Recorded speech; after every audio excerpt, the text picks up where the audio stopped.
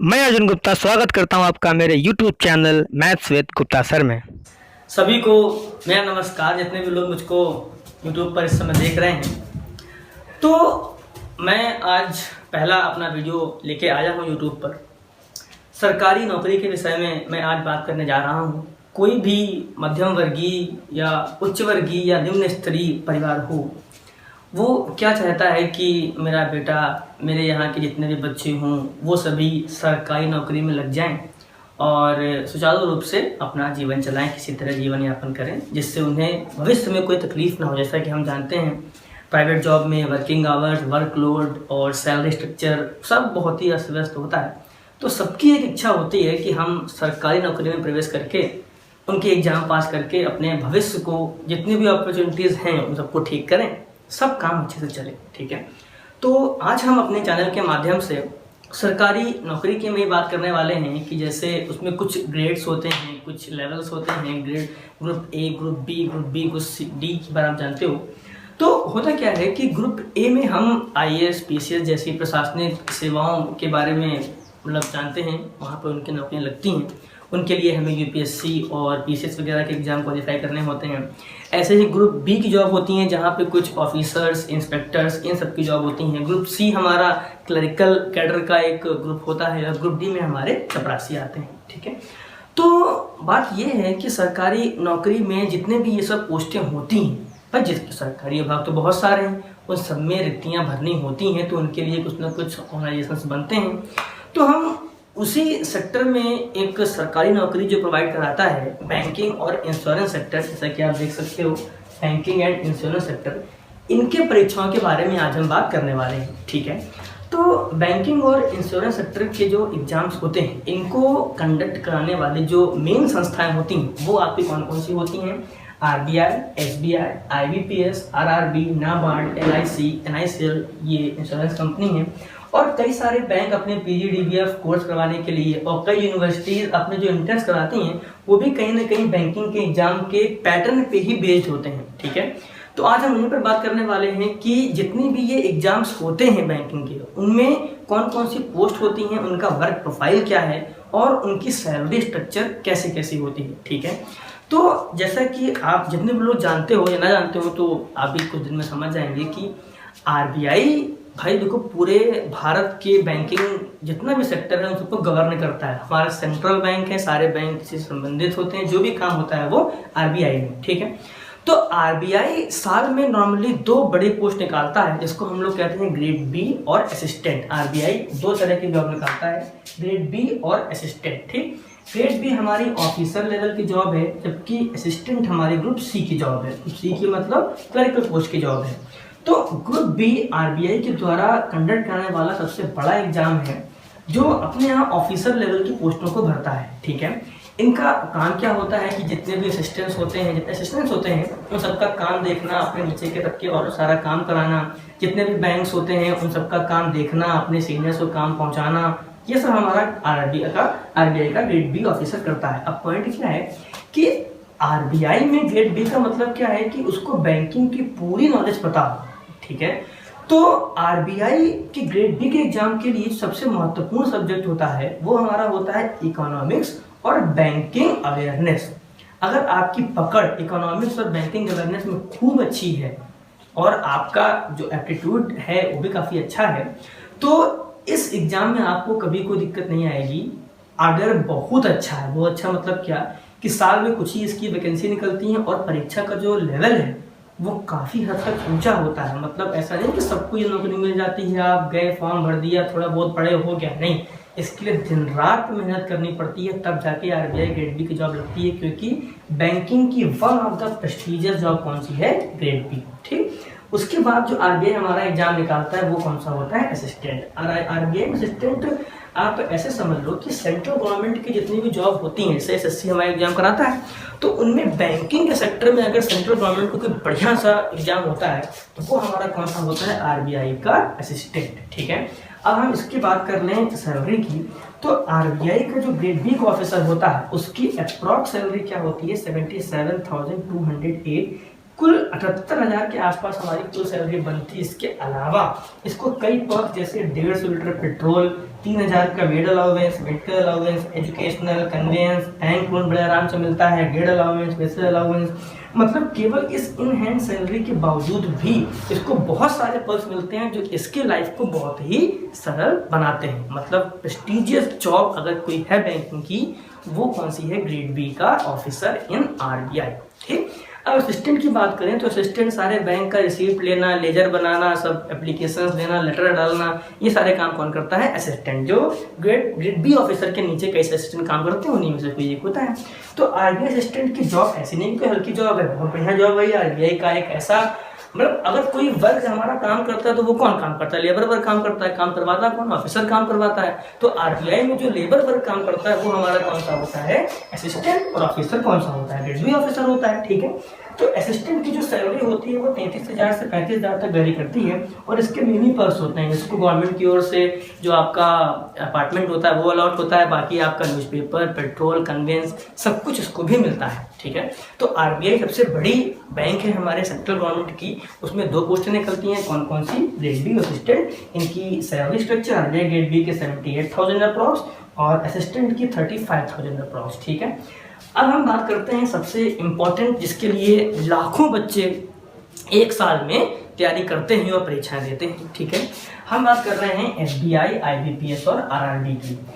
अब सभी को पता है कि एसबीआई भारत में पब्लिक सेक्टर की सबसे बड़ी बैंक है। इससे अधिक ब्रांचें, इससे अधिक एटीएम, इससे अधिक कस्टमर किसी के पास नहीं है। ठीक है, तो इन सबको मैनेज करने के लिए इन्हें कई सारे वर्कर्स चाहिए। जो वर्कर्स जो परीक्षाएं पास करके जाते हैं वही बनते हैं पीओ और क्लर्क। ठीक है, अब पीओ आपका प्रोविजनरी ऑफिसर होता है जो सारा बैंक का काम देखता है। देखो पीओ और क्लर्क, देखो चाहे ये तीनों संस्थाएं हों, आईबीपीएस के बारे में बात करते हैं। अच्छा, बता ही देते हैं आईबीपीएस क्या होता है कि कई सारे बैंक्स पहले 2011 के पहले अलग अलग परीक्षाएं अपनी कंडक्ट करवाते थे, लेकिन 2011 से आईबीपीएस ने क्या किया, एक ऐसी संस्था बनाई गई बैंकिंग पर्सनल ने कि सारे बैंक का एक कॉमन एग्जाम होगा और हर बैंक अपनी अपनी कट ऑफ के अकॉर्डिंग अपने अपने कैंडिडेट्स को छांट लेगा। मतलब एक कॉमन प्लेटफॉर्म पे एग्जाम होना आईबीपीएस के तहत बना। ठीक है, तो एसबीआई अपने सारे एग्जाम अलग करवाता है, आईबीपीएस में सारे बैंक, जितने बाकी पब्लिक सेक्टर बैंक्स हैं वो इसमें इंक्लूड होते हैं। आरआरबी क्या है? रीजनल रूरल बैंक्स, मतलब जितने भी ग्रामीण सेक्टर के बैंक होते हैं वो सभी आरआरबी के अंडर में आते हैं। ठीक है, तो अब हम बात करते हैं पहले इन दोनों कैडर की। ये क्या है? पीओ कैडर और क्लरिकल कैडर। अब आप बात समझो, पीओ क्लरिकल कैडर का अंतर, काम में बहुत ज्यादा अंतर है। देखो पीओ के बारे में हम कह सकते हैं this is a job of responsibility, मतलब अगर जिम्मेदारी का काम है तो वो कौन सा है?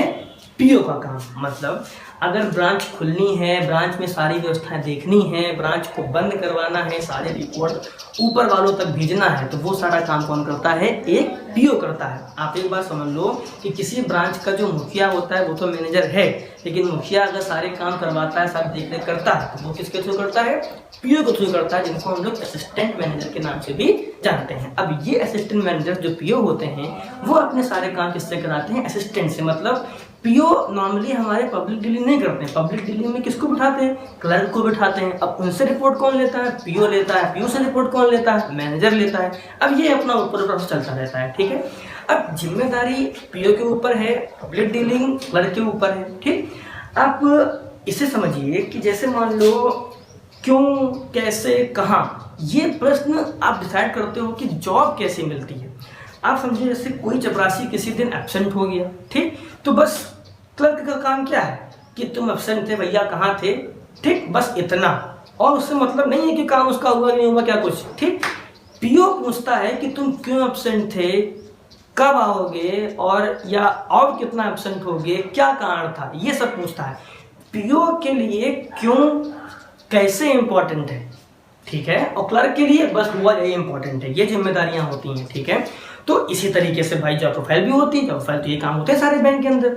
अब उसके बाद सैलरी स्ट्रक्चर में कितना अंतर आ जाता है, चाहे वो एसबीआई का हो। अब एसबीआई का मतलब प्रेस्टिजियस बैंक, मतलब जहाँ पे प्रेस्टिजियस मतलब का मतलब क्या है कि इंफ्रास्ट्रक्चर बहुत अच्छा होगा आईबीपीएस के अकॉर्डिंग या आरआरबीएस के अकॉर्डिंग। इंफ्रा की बात करें तो आरआरबीएस में तो इंफ्रास्ट्रक्चर मतलब नॉर्मल आईबीपीएस के बैंक से भी बहुत खराब होता है। मतलब ना अच्छी डेस्क होंगी, ना अच्छे वहाँ पे फर्नीचर्स होंगे और ना एसी होंगे। ये सब दिक्कतें आरआरबीएस में आती हैं भाई। गाँव में लाइट हमेशा होती नहीं, जनरेटर कितना काम करे, ये सब दिक्कतें हैं।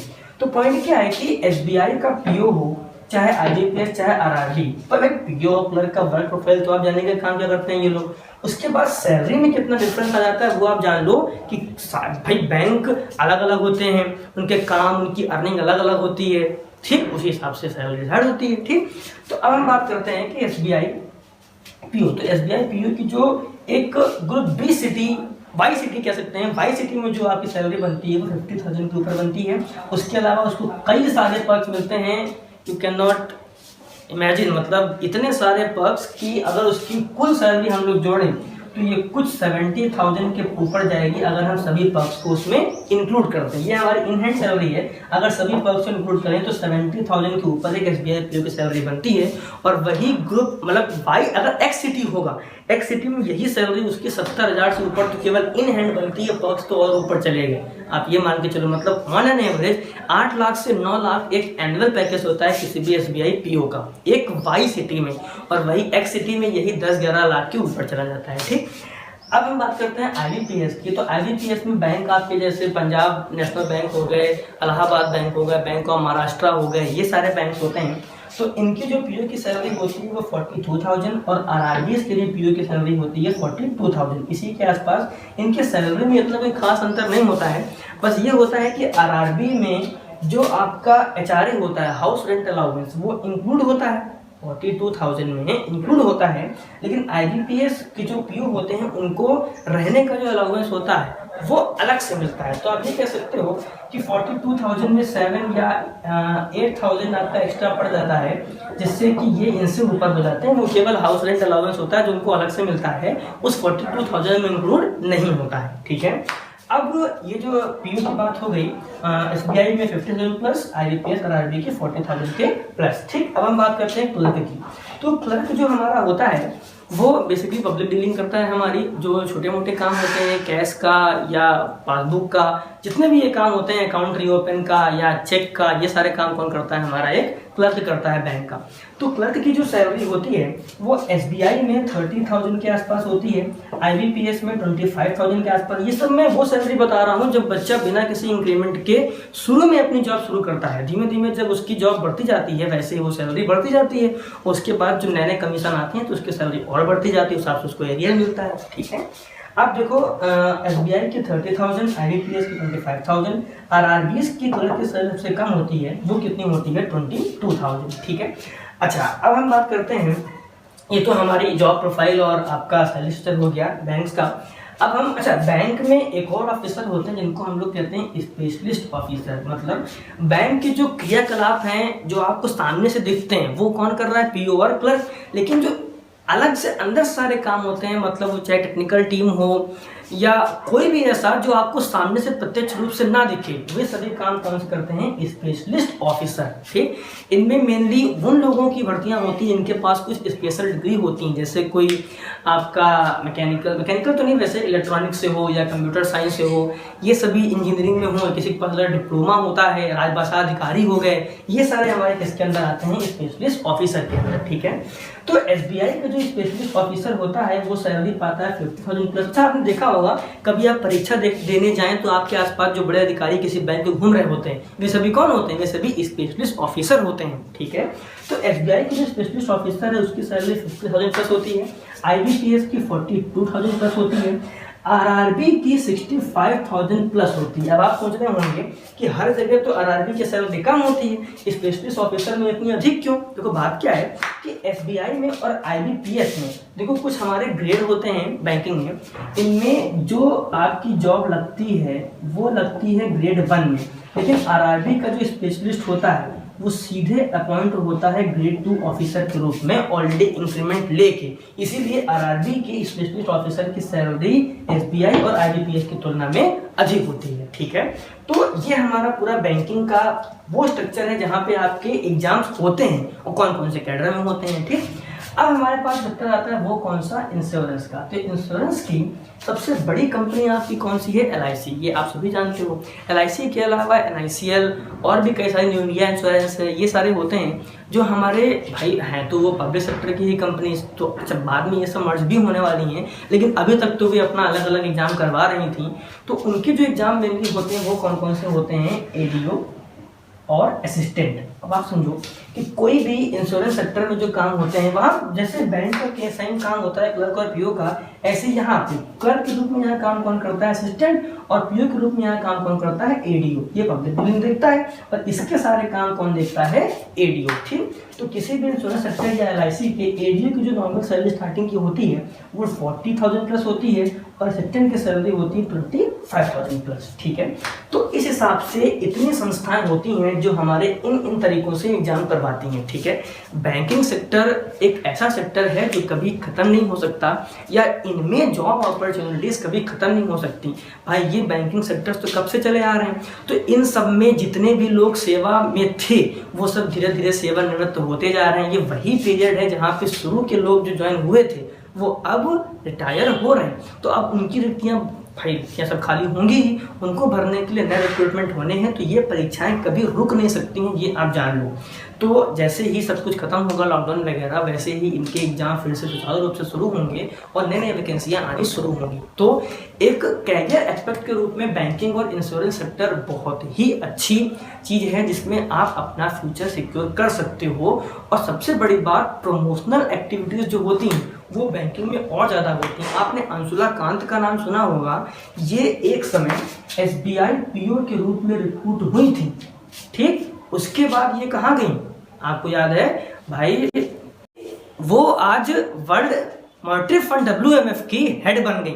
तो आप समझ सकते हो कि एक SBI PO का जितना ऊपर तक जा सकता है तो कोई भी जा सकता है। बैंकिंग सेक्टर एक ऐसा सेक्टर है जो प्रमोशनल पॉइंट ऑफ व्यू से बहुत बेहतरीन है। ठीक है, तो आज हमने क्या क्या बात की कि कौन कौन से बैंकिंग और इंश्योरेंस सेक्टर में आपके किन पोस्टों पे एग्जाम होती हैं, क्या उनका वर्क प्रोफाइल है, क्या उनका सैलरी स्ट्रक्चर है, कैसे कैसे वो आगे बढ़ते हैं। ठीक, तो अब इसके आगे हम जब अपने वीडियो बनाएंगे तो उस पर बात करेंगे कि ये जो PO, क्लर्क, असिस्टेंट, LIC या आपका RBI में जो भी एग्जाम होते हैं इनका प्री मेंस या कोई भी एग्जाम पैटर्न कैसा होता है, उनमें क्या क्या सब्जेक्ट्स आते हैं, क्या क्या टाइम अलॉट होता है, क्या क्या पिछले वर्षों में कट ऑफ रही होंगी और आप उनसे कैसे पार पाएंगे, इन सारे विषय पर हम अगली बार बात करेंगे। अब बता दो सभी लोग कि बोलो यार आया कि नहीं आया। तो इसी बात से वीडियो खत्म करते हैं और अगली बार आपका स्वागत करेंगे अपने नए वीडियो में। धन्यवाद।